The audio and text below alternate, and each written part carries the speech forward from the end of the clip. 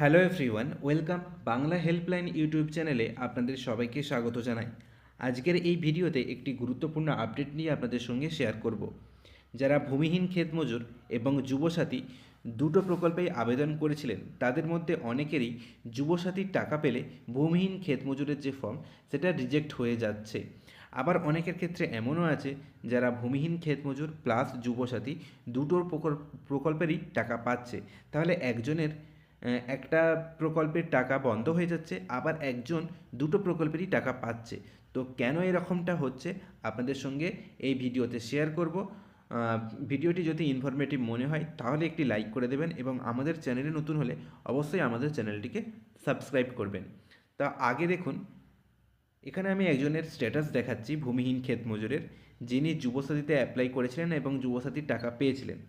তো এনার স্ট্যাটাস যখন আমি দেখলাম সেখানে কিন্তু রিজেক্টেড দেখাচ্ছে, আর রিমার্কসে লেখা আছে যুবসাথী, মানে ইনি যুবসাথীতে অ্যাপ্লাই করেছিলেন বলে এনার ভূমিহীন ক্ষেতমজুরের প্রকল্পের টাকাটা ঢুকলো না, রিজেক্টেড হয়ে গেল। তো আবার অনেকে এমনও আছেন যারা ভূমিহীন ক্ষেতমজুর প্লাস যুবসাথীর দুটোরই টাকা পেয়েছেন। তাহলে আপনারা এখন বলবেন, একজন টাকা পেলো আর একজন টাকা পেলো না, এই ব্যাপারটা আসলে কি হলো?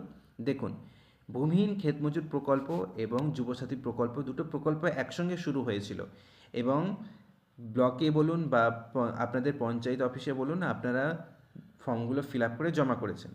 সেখানে আপনারা যুবসাথীরও অ্যাপ্লিকেশন করেছিলেন এবং ভূমিহীন ক্ষেতমজুরেরও অ্যাপ্লিকেশন করেছিলেন।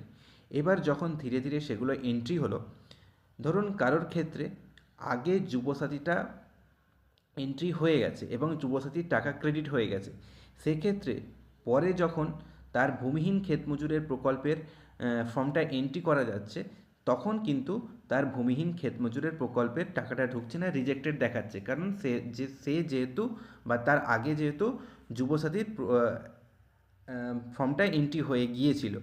এবার অনেকের ক্ষেত্রে কি হয়েছে না, আগে ভূমিহীন ক্ষেতমজুর প্রকল্পের এন্ট্রিটা হয়েছে, পরে যুবসাথীর এন্ট্রিটা হয়েছে।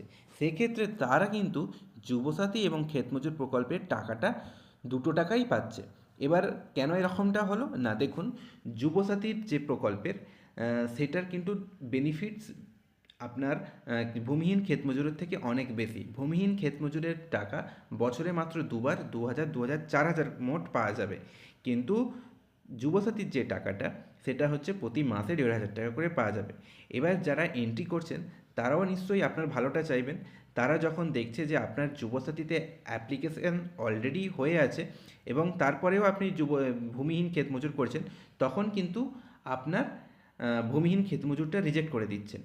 কারণ যে কোনো একটা আপনার কিন্তু হবে, দুটো প্রকল্পের টাকা একসঙ্গে কেউ পেতে পারে না। আবার কি হয়েছে না, অনেকের কি হয়েছে, আগে আপনার ভূমিহীন ক্ষেতমজুরের টাকা ঢুকেছে বা ফাইল জেনারেট হয়েছে, পেমেন্ট ফাইল জেনারেট হয়েছে, তারপর যুবসাথীতে এন্ট্রি হয়েছে। তখন সেই ক্ষেত্রে কি হয়েছে, অলরেডি তো আপনার যাদের এরকম হয়েছে তাদের ক্ষেত্রে বলছি, অলরেডি তো আপনার ভূমিহীন ক্ষেতমজুরটা অ্যাপ্রুভ হয়ে গেছে, তো সেটাকে তো আর রিজেক্ট করা যাবে না। এবার যদি যুবসাথীটাও রিজেক্ট করে দেয়, সেক্ষেত্রে যুবসাথীর টাকাটাও পাবেন না। সেক্ষেত্রে আপনার লস হবে, কারণ যেহেতু যুবসাথীর টাকাটা প্রতি মাসে মাসে পাওয়া যাবে।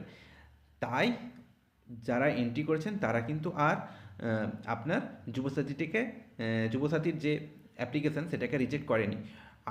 আপনারা হয়তো এই মাসে বা এই ভোট আছে বলে কিছুদিন হয়তো এই যুবসাথী এবং ভূমিহীন ক্ষেতমজুরের টাকাটা পাবেন, দুটোরই টাকা পাবেন।